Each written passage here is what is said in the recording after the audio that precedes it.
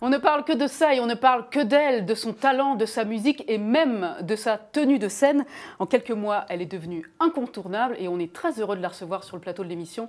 Bonjour Jane. Bonjour. Merci d'être ici au Figaro. Merci à vous. On parle de vous comme d'une inclassable artiste parce que votre musique, votre univers musical est largement inspiré de votre enfance cosmopolite passée entre Dubaï, entre Madagascar, entre le Congo même je crois, Oui, pour ne citer que ces pays-là. Dire de vous que vous êtes inclassable, ça vous plaît? Oui, je trouve ça pas mal. Moi, en fait, c'était une des grandes peurs que j'avais quand j'ai commencé cet album. C'était de passer pour la chanteuse, voilà, guitare-voix, reggae, qu'on a quand même déjà vu. Donc, je voulais vraiment essayer de capter autre chose. Donc, voilà. Je disais en intro qu'on parlait aussi beaucoup de votre tenue de scène, c'est la robe que vous portez aujourd'hui. Quelle sens est là, cette robe dont on parle énormément? C'est quelque chose de très contrasté. Voilà, c'est le noir et blanc, c'est un peu le contraste absolu. Et c'est quelque chose, c'est une robe assez sobre, assez classique, parce que dans la vraie vie, je suis assez sobre et classique. Donc je trouvais que ça me représentait pas mal par rapport à l'album, qui lui est très, très joyeux, très festif. Et du coup, c'était pour marquer ce contraste-là qu'on peut retrouver aussi entre les chansons de l'album. Qu'on vous parle beaucoup de cette tenue, ça vous surprend? Non, aujourd'hui, je pense qu'on parle beaucoup de l'image, donc c'est pour ça qu'il faut bien la choisir et il faut se sentir à l'aise avec. Alors je dis de vous qu'on vous disait inclassable et pourtant on vous compare déjà à beaucoup d'artistes comme Stromae, Christine and the Queens. Cette comparaison qu'on fait de vous, est-ce que ça vous plaît, est-ce que ça vous agace? Non, moi je me sens... c'est des artistes que j'aime beaucoup. C'est vrai que je trouve pas que nos musiques se ressemblent. Mais alors ça doit dire que ça veut peut-être parler de l'image et de l'intérêt qu'on y porte. Mais non, je suis plutôt hyper flattée, mais voilà, j'essaie aussi d'essayer de me différencier à ma manière. Comment vous définiriez votre musique, justement? Puisqu'elle est si originale, on va l'écouter juste dans quelques minutes pour ceux qui ne vous connaissent pas encore. Si vous deviez la définir avec ces influences dont je parlais tout à l'heure. Alors moi, j'aime bien dire que c'est une sorte de melting pop. Disons que c'est une pop, mais mélangée à du hip-hop, à du folk, à du reggae, à de l'électro. Et c'est vraiment un mélange de cultures aussi. Alors, on va en parler de cette musique, puisque pour ceux qui ne vous connaissent pas encore, on va regarder un extrait de Comme, qui est le premier titre extrait de cet album, Zanaka, que je présente ici, avec la très belle pochette, très graphique. Je vous propose qu'on en regarde donc un extrait tout de suite. Ok.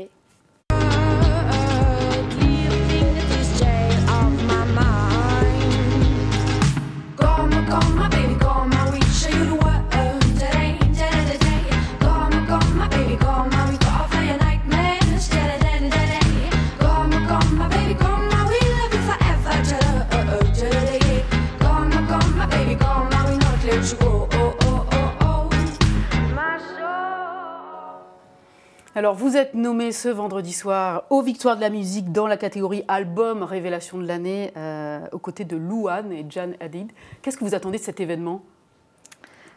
Cet événement, c'est une grande chance pour toutes les révélations. C'est vraiment très important d'y être et je me sens vraiment très chanceuse parce que voilà, ils ont choisi des artistes à mettre en avant et donc c'est incroyable de pouvoir performer sur la scène des Zéniths devant autant de téléspectateurs. Et surtout d'avoir autant de choix de mise en scène, c'est-à-dire que pour la première fois, on peut rêver plus grand que les shows qu'on fait habituellement en salle de concert. Donc c'est une vraie chance. Ça. Si vous n'avez pas le prix, ce qui peut arriver, oui, vous serez déçu? Non, je ne serais pas déçue. Moi, je serais surtout déçue si je rate mon live. Si je chante faux ou si je stresse trop, là, je serais déçue. Mais si je n'ai pas la victoire, non, c'est pas... Pourquoi vous dites que vous ne l'auriez certainement pas? Vous ne l'aurez pas, vous êtes certaine de ça? Parce que... non, je ne suis pas sûre, mais je préfère me dire que je ne l'aurai pas, en fait.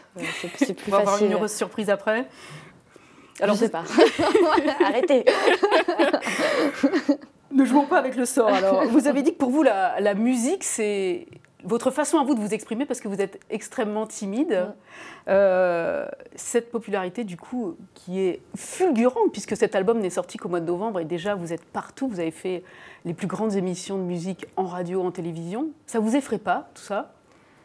Alors non, pour l'instant, ça ne m'effraie pas vraiment parce que c'est un album auquel j'ai beaucoup réfléchi. Il y a certaines chansons que j'ai écrites il y a 16 ans, oui. comme. Et du coup, Quand vous aviez 16 ans? Ouais. Comme ouais.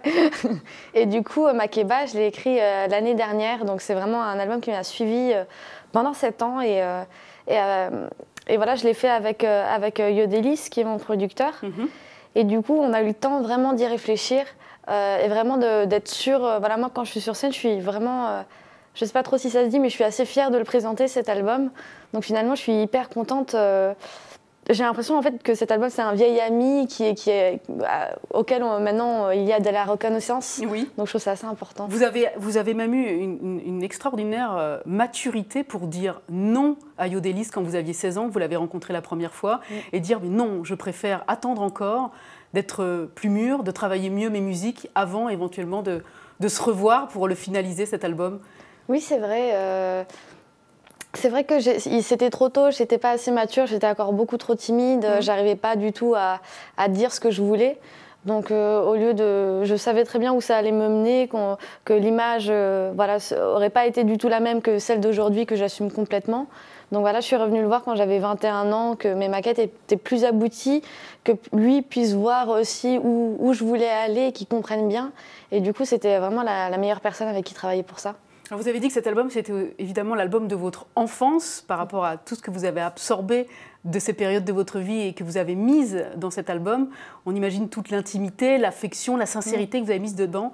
Que cet album soit mal perçu, critiqué, qu'on ne comprenne pas toujours les paroles de ce que vous dites ou du sens que vous avez voulu y mettre. Est-ce que ces critiques qui peuvent arriver, j'en ai pas entendu jusqu'à présent, ça vous ferait du mal ? Je pense que des critiques, voilà, plus un artiste est populaire, plus les chansons sont entendues, plus il y a de critiques. Donc c'est quelque chose qui va avec le succès. Donc finalement, s'il y a des critiques, c'est que ça marche. Oui. Et du coup, non, ça me fait pas plus peur que ça, parce que moi, je sais ce que je voulais dire. Et j'ai longtemps réfléchi à réécrire certains morceaux, effectivement, comme où en fait, mon anglais, c'est une sorte de broken English. C'est quelque chose qui n'est pas tout à fait anglais, qui est très imagé et assez... mais qu'on arrive à comprendre même si ce n'est pas de l'anglais littéral. Oui. Donc cette question, je me la suis posée et je me suis dit que non, ce truc d'anglais, broken English, ça me ressemblait plus. On imagine que vous pensez à l'après, que vous allez vouloir transformer l'essai, comme on dit. C'est le cas? Oui, je commence à écrire des nouveaux titres. Je vais en faire aussi des nouveaux en live.